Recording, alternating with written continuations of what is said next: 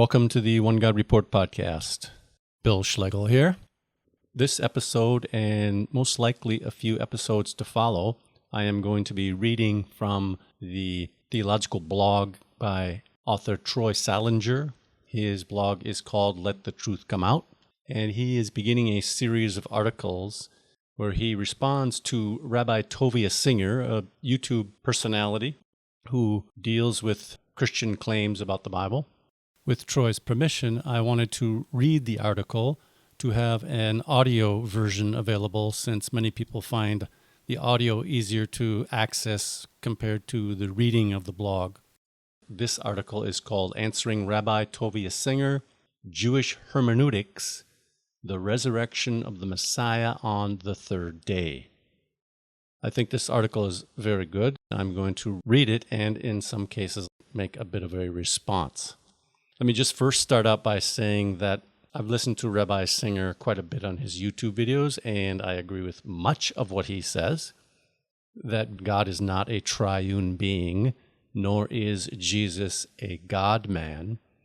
In a lot of ways, one could say that I agree more with what he says than with what mainstream Christianity says, because mainstream Christianity has both a different God and a different Christ than the Bible presents. Mainstream Christianity's God is a triune being, and the Christ that they talk about is a God-man. Whereas with Rabbi Singer, I agree very much so that the God of the Tanakh, of the Hebrew Scriptures, is not a triune being. I would add in of the New Testament as well. That God is not a triune being. He's the same God, and he's not a triune being. As both the Hebrew Scriptures and the New Testament show, Rabbi Singer knows that the Messiah is to be a human being. However, he does not believe that the person Jesus, Yeshua, is that Messiah. So although this article by Troy Salinger analyzes some of Rabbi Singer's efforts to prove that Jesus is not the Messiah, many times Rabbi Singer's critique and correction of mainstream Christian views is correct when they try to find a triune God or a God Messiah in the Bible. The mainstream Christian God-man is not the Messiah. A God-man is not who the New Testament is presenting. But Rabbi Singer sometimes will set that aside as he maintains that even the man Christ Jesus is not the Messiah. That's what the issue here is. So let me start to read from Troy Salinger's article, Jewish Hermeneutics, that is, Jewish interpretation methods. Troy writes, before I begin to answer some of the rabbi's objections, I need to lay some groundwork for understanding how ancient rabbis interpreted the Scriptures. What I present in this section will have relevance for the entire series. While modern Christian expositors and commentators, typically of the Protestant evangelical persuasion, predominantly see more value in the grammatical, historical, or literal interpretation of Scripture, this was not the case with ancient Jewish rabbis and teachers. Though Jews did value the plain sense meaning of the text, called the peshat, the plain meaning of the text, they seem to place greater significance on deriving from the Scriptures meanings that lay below the surface of the text. In Judaism, this is known as Midrash. The Chabad.org website defines Midrash as, quote, the rabbinic endeavor of mining the text of the Tanakh, that's the Hebrew Bible, to extract nuggets of hidden wisdom from its subterranean layers. This distinguishes Midrash from peshat, which seeks to determine the literal meaning of the text. The purpose of Midrash is not to explain the simple meaning of the text, nor to determine historical fact, unquote. Salinger continues, this search for a deeper meaning could be triggered by a certain word in a verse that appears somewhere else in the Tanakh, in the Hebrew Bible, which then throws light on a deeper level meaning of the verse at hand. This is what the rabbis call remez, meaning hint. Through this method, rabbis often found verses in the Tanakh to have messianic significance, though the plain sense of the passage was about someone or something else. Here is an example from the Babylonian Talmud. Quote, Rabbi Dosa says the messianic era will last 400 years. It is written here with regard to the covenant of the pieces, and they shall serve them, and they shall afflict them 400 years, Genesis 15:13. And it is written there, make us glad according to the days that you afflicted us, unquote, Psalm 90:15. A quote from the Talmud, Sanhedrin 99a. Salinger continues, Rabbi Dosa determined that the Messianic era would last 400 years based on the same word, afflict, being used in two unrelated passages. Because the Israelites were afflicted for 400 years in Egypt, and the psalmist prayed that Israel would be glad for the same amount of time they were afflicted, this rabbi deduced that the Messianic era would last 400 years, even though the affliction mentioned in Psalm 90, verse 15, refers to a different affliction than does Genesis 15:13. Some rabbis would apply a passage to multiple persons and situations that had nothing to do with the peshat, the simple meaning of the passage. A passage from the 5th chapter of Ruth Rabbah, from Midrash Rabbah, illustrates this well. The passage tells of a Rabbi Yochanan who applied a midrash on Ruth 2:14 to 6 different people, explaining how each phrase of the passage was fulfilled in the experience of each one. The passage reads, the book of Ruth, chapter 2, verse 14, come over here, have some bread and dip it in the wine vinegar. When she sat down with the harvesters, he offered her some roasted grain. She ate all she wanted and had some left over, unquote. The rabbi applied it to David, Solomon, Hezekiah, Manasseh, the Messiah, and then finally to Boaz and Ruth, which is the peshat of the passage. While this kind of biblical interpretation may seem strange to most Christians, it is normal and abounds in rabbinic literature. Let me just interrupt for a second and say that I'm not entirely sure that we have all the different levels of rabbinic interpretive terminology and methodology correct here. That will be something that somebody like a Rabbi Tovia Singer can explain for us. What are the different levels of the acronym is Pardas, Peshat, Remez, Drash, and Sod. In any case, these different levels of interpretation are exactly what Troy Salinger is referring to here. Now, Troy continues. We can certainly see this kind of midrashic interpretation at play in the application of verses from the Tanakh by New Testament authors. For example, Matthew saw in the event he recorded in chapter 2, verse 13 to 15, of Yeshua being taken into Egypt by his parents and returning from there after Herod's death, a fulfillment of Hosea 11:1, which speaks of the nation of Israel coming out of Egypt. In both cases, a son of God went to Egypt and then was later called to leave Egypt. Matthew, no doubt, knew the peshat, the simple meaning, of Hosea 11:1 referred to Israel. So when he said it was fulfilled in this event in Yeshua's life, he did not mean that Hosea 11:1 was a prediction of this event, but that once the event occurred, it could be understood as one possible fulfillment of the passage. This reveals one of the errors in the thinking of modern Western Christians. We tend to think that when the New Testament quotes a passage from the Tanakh and applies it to Yeshua or some then current event in Yeshua's life, that this implies an explicit prediction and literal fulfillment of the passage. We should note that Rabbi Singer knows this and exploits it to make Christians think that the New Testament authors were engaging in eisegesis. But this is not necessarily how ancient Jews would have viewed prophecy. For them, a prophecy was more like a pattern that could be played out multiple times in history. Bingo. Okay, I want to interrupt for just a second. That's exactly right. The things that happened in the Tanakh are a pattern which could be played out multiple times in history. Maaseh avot siman lebanim. The deeds, what happened to the fathers, are assigned to the sons. And these things can be repeated. They're a pattern. We can understand that in that pattern that God is involved. So back to Troy's article.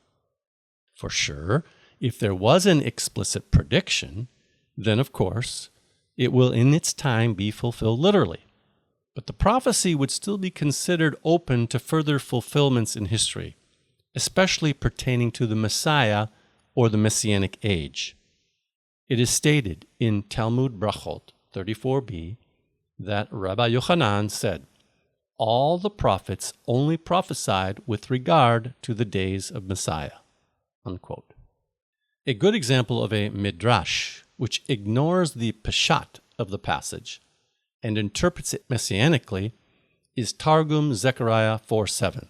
Targum is the Aramaic translation and extrapolation of the book of the Bible. The Hebrew text reads, if you translated the Hebrew into English, "What are you, O great mountain, before Zerubbabel, but a plain? But he shall bring forth the stone, the capstone, with shouts of grace, grace to it." Unquote. The peshat, the simple meaning of this verse, seems rather straightforward. Though the returned exiles under Zerubbabel were facing a great opposition, that's the great mountain, to the rebuilding of the temple in Jerusalem, nevertheless they would succeed, as expressed in Zerubbabel bringing forth the capstone to finish the construction. Yet, in the Targum, that's the Aramaic translation, we find what is clearly a midrash interpretation, which reads like this, quote, "What are you reckoned, O foolish kingdom? Are you not a plain before Zerubbabel? And he shall reveal his Messiah, whose name is told from of old, and he shall rule over all kingdoms." Unquote. First, we must understand that the Targums are interpretive translations of the Hebrew Scriptures, which typically engage in midrash. The Targumist interprets the mountain as a kingdom, probably Rome, and the capstone as the Messiah who shall conquer Rome and all the other kingdoms. This is likely based on Daniel chapter 2, verse 44 to 45. Why would any Jew think that the Targumist is doing eisegesis, or that this interpretation is ridiculous, or worse, a deliberate deception? Would Rabbi Salinger himself think such a thing? As far as I know, he's never denounced any midrashic interpretation of Tanakh by ancient rabbis in such a way. A New Testament example of this is Matthew's use of Isaiah chapter 7, verse 14. The peshat, the simple understanding of this passage, speaks of a young woman in the court of King Ahaz who would shortly conceive a child and name him Emmanuel at his birth. This was to be a sign to the house of David that Yud-Heh-Vav-Heh, God, was with the house of David and would not abandon it.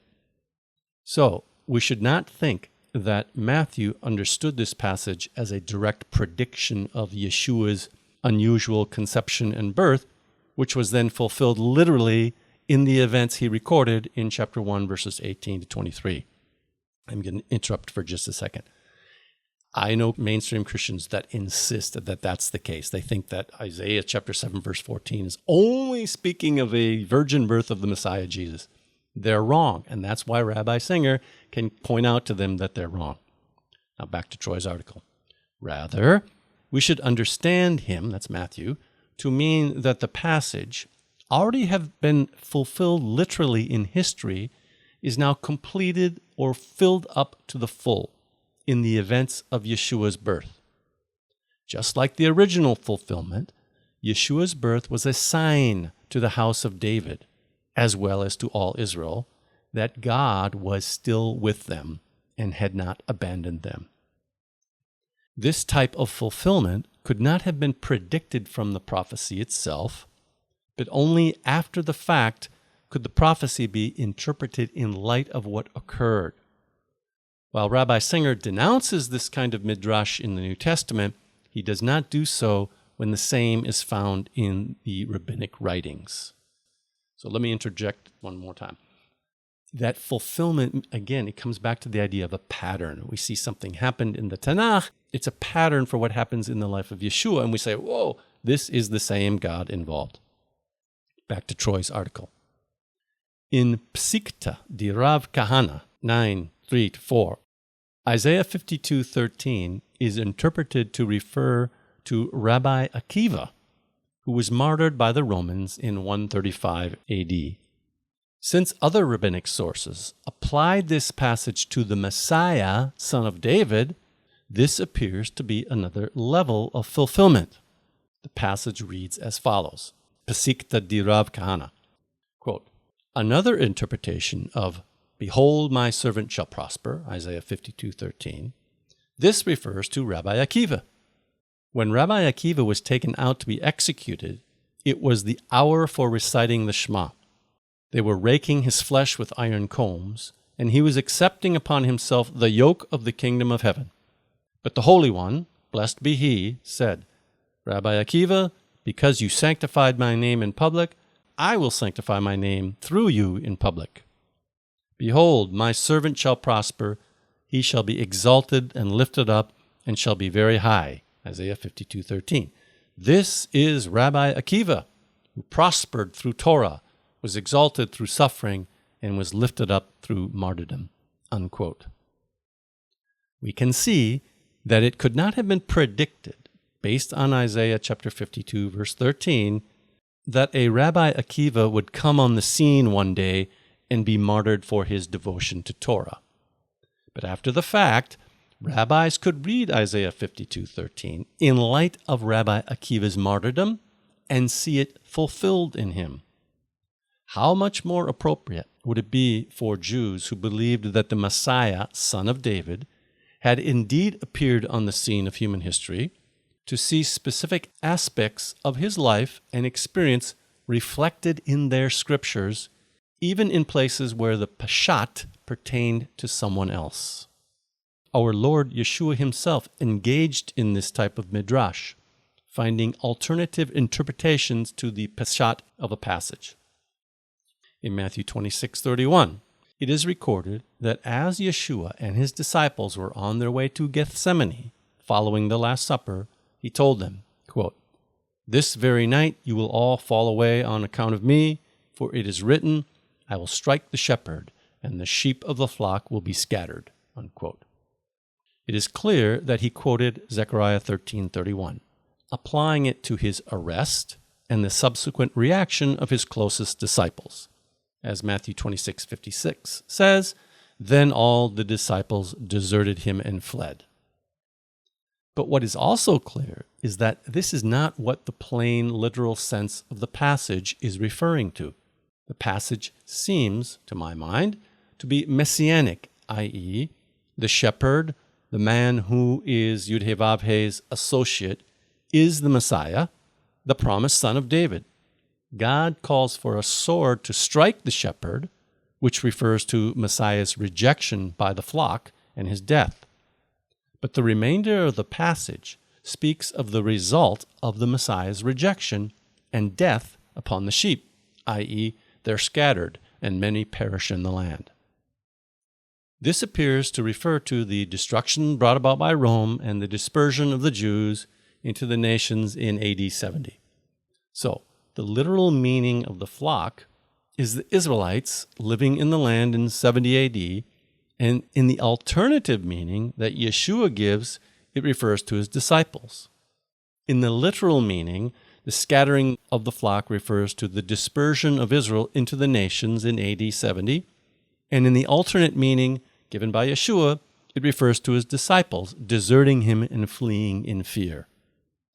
Did Yeshua engage in eisegesis here, or was he simply employing a well-established interpretive method that saw alternative fulfillments of a passage beyond the literal fulfillment?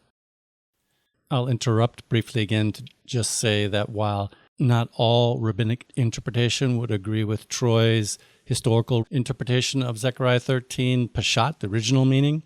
The point he's making is true. The rabbinical interpretation would apply the passage to similar later historical situations, be they the 70 AD situation or even later situations, or just in general, the demise of the leadership and then the scattering of the people. Back to Salinger's article. Rabbi Singer's disingenuousness. One of Rabbi Singer's ploys to create doubt in the minds of Christians is to castigate the New Testament authors for their handling of the Tanakh. In his mildest attacks, he accuses them of eisegesis. In his harshest attacks, of outright dishonesty and deception. On a typical episode of his call-in radio program, he will take the audience to a New Testament passage that quotes a passage from the Tanakh. He then takes them to the actual passage in the Tanakh itself. He then explains the peshat, i.e., the plain sense meaning of the passage, and then ridicules the New Testament author's interpretation as ludicrous, no doubt leaving the uninformed Christian in the audience dumbfounded. So why do I say the rabbi is disingenuous? Because in all the videos of his radio program that I've listened to, I've never heard him explain what I have explained in the first part of this article. I say he's disingenuous because, without doubt, he's well aware of these Jewish methods of interpretation, which are considered normal and appropriate in Judaism.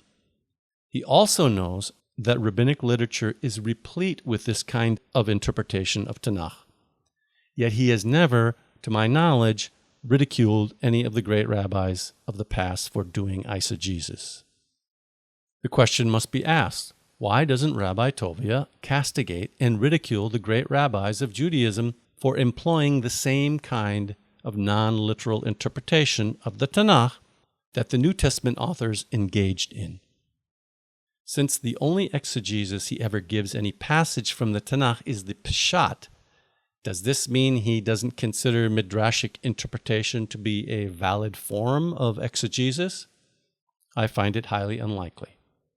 The only conclusion that we can arrive at is that he purposely conceals this knowledge from his audience, confident of the fact that Christians are largely ignorant of these things.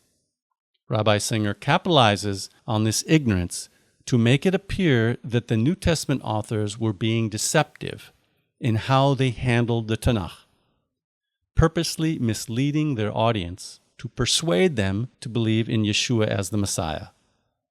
The rabbi would have done better to acknowledge that the New Testament authors were following in the traditional rabbinic methods of interpretation of the Tanakh, and then make the case that their interpretations would be dismissed because they themselves are not regarded as esteemed rabbis.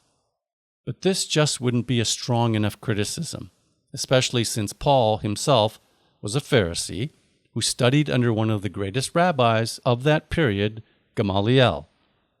This type of strategy calls into question Rabbi Singer's trustworthiness as a fair-minded critic of the New Testament authors. I'm going to stop there and pick up the article by Troy Salinger in the next episode, where he will show how the resurrection of the Messiah on the third day is according to the Scriptures. And of course, this would have been one of the places where Rabbi Singer would say, hey, there's no place in the Tanakh, in the Hebrew Scriptures, that talks about a resurrection on the third day. Let me just wrap up again by emphasizing that I think Rabbi Singer will find a friend, let's put it that way, in both myself and Troy Salinger. In some way, we are fighting on the same front in showing that the God of the Bible is not a triune being and that Jesus is not a God-man. So we agree on so much on who the God of Israel is and on the deficiencies and the departures of mainstream Christianity. The question is over the identity of the Mashiach. Is Yeshua HaMashiach or not? So you can look ahead on Troy's article, which will be linked in the show notes of the episode, or stay tuned for a discussion about how the resurrection of the Messiah on the third day is according to the Scriptures. Yishma'u anavim v'yismachu. The humble will hear and rejoice.